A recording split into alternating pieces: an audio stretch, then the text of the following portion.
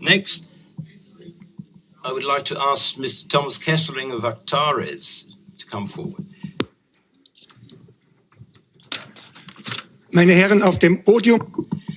Gentlemen on the podium, I'm very grateful that you allow me to speak for 5 minutes to get back to the lending scandal in Mozambique, which has not been referred to.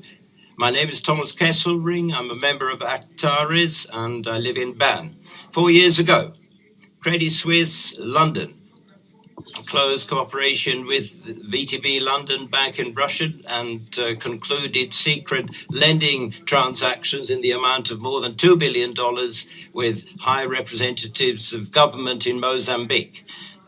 A certain Iskander Safar was involved in the deal, a person from France and Lebanon, but I wouldn't want to dwell on that. The secret payments were made for defense purposes. Credit Suisse funded one of the loans through bonds, stating that it was about the construction of a fishing fleet that would be highly profitable. And with this fleet, however, the only purpose was to camouflage defense objectives because the bond buyers didn't get any money, and in March 2016, debt was rescheduled.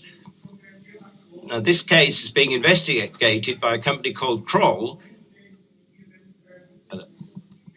who are actually due to present their reports today. And in 3 countries, investigating authorities are looking into the case, and I hope so FINMA will do that too.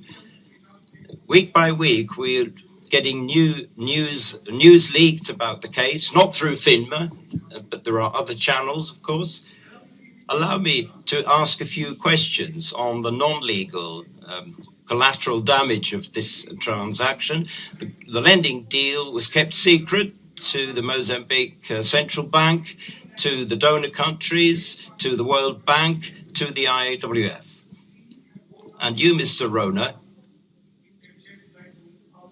was a member of the board from the beginning. You, Mr. Thiam, were not CEO at the time, but why?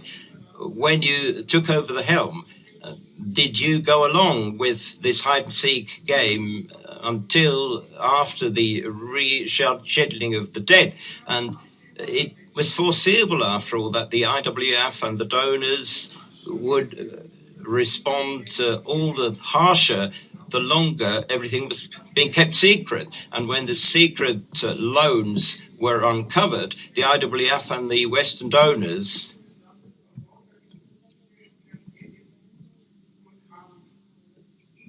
closed funding that was so necessary for the countries at stake. And in October 2016, Mozambique declared failure, and the hospitals now have a lack of very important resources. The schools do not have sufficient material, and already low salaries are being reduced. Half the population in Mozambique is living below the poverty line already, and the lending scandal increased the debt load by 20%. Sonntagszeitung even claimed it was 35%, a 35% increase to an absolutely inadmissible amount.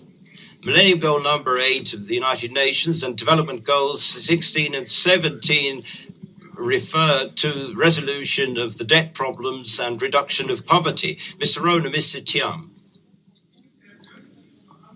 how can you accept that Credit Suisse, with their lending transactions, has jeopardized the development goals? And what's your attitude to the United Nations goals? With those loans, arms, weapons were purchased and tested in the country.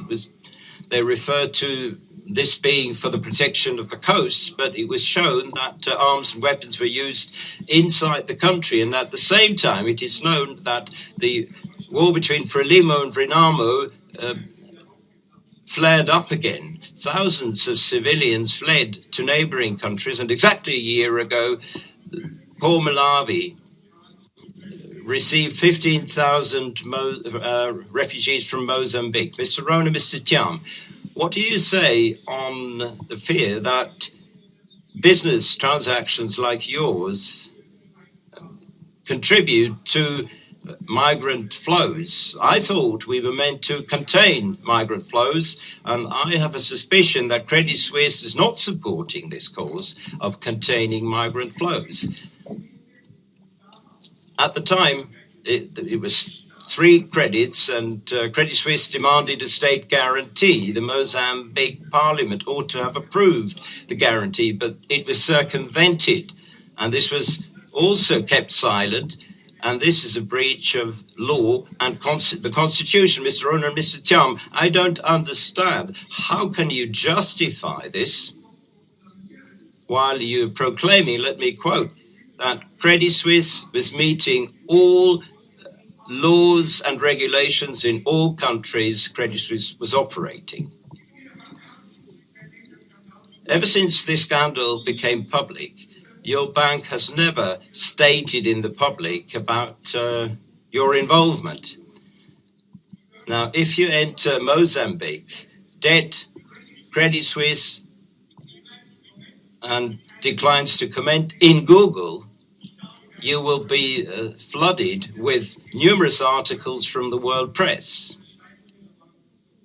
that document your bank remaining silent about this. I got no less than 21 hits or sources of such articles. These are only some of them. I'm impressed with the way you have responded to the Greenpeace intervention here on stage, but the fact that you have never really said anything about this case, I don't really think is acceptable. Mr. Rona, Mr. Tiam, a company that uses so much energy to try and prevent an investigation, aren't you not robbing this company of its credit worthiness? Or,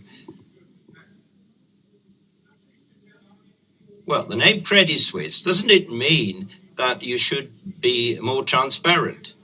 I don't assume that you intend to change your company name. And the final question I have is, there was an open letter sent to the Credit Suisse management by Contrapunct on December the 8th last year. Have you read the questions? When we respond to them, it's not only about legal matters, but it's about very fundamental aspects and questions. It is clear to me that I cannot agree on the bonus payments you suggest to be approved. Thank you very much, Mr. Kesselring. Unfortunately, this affair is not as trivial as you might think. This also goes for your reproaches of us. Due to confidentiality agreements we have with clients, amongst others, we can hardly disclose information on this credit, or only to a limited extent. By the way, in 2013, I was chairman of the board. I was not a member of the executive board, but I don't think that Credit Suisse has any interest in being involved in business that triggers all those things that you have referred to in your statement. And we have processes to cover this. We have a reputational risk review that we do with regard to all transactions, and of course we investigate all our transactions when allegations arise, as in this particular case. And of course, when investigations are launched, we are always ready to contribute to these investigations. On the first credit, or one, there was actually two, I can say something. One was public, one was private, and we co-arranged the public one in the amount of 500 million. It was absolutely clear from the documentation that the loan was meant for the purchase of fishery infrastructure. It was then increased without involvement of Credit Suisse, though, and the government in Mozambique later asked for a rescheduling of the funding, and of course we supported this and approved the bond or the loan And the transaction was concluded in April 2016, and repayment of the original notes was, I think, postponed to 2023 as a result. But it's absolutely clear all the objectives that you have referred to in your rhetorical questions, and for instance, whether we are contributing to the generation of migrant flows. Of course, that's not the case. And as I said before, we look into all our businesses and credits, transactions, if we believe there are problems, breaches of sustainability principles, which we do have a look at and monitor through our chief risk officer. And if there are any allegations or reproaches, we investigate these, and should there be any consequences resulting from them, the consequences will be taken by Credit Suisse, I can assure you. And if after the investigation it should be shown that this is the case, then Credit Suisse will take due action and will inform you to the extent possible.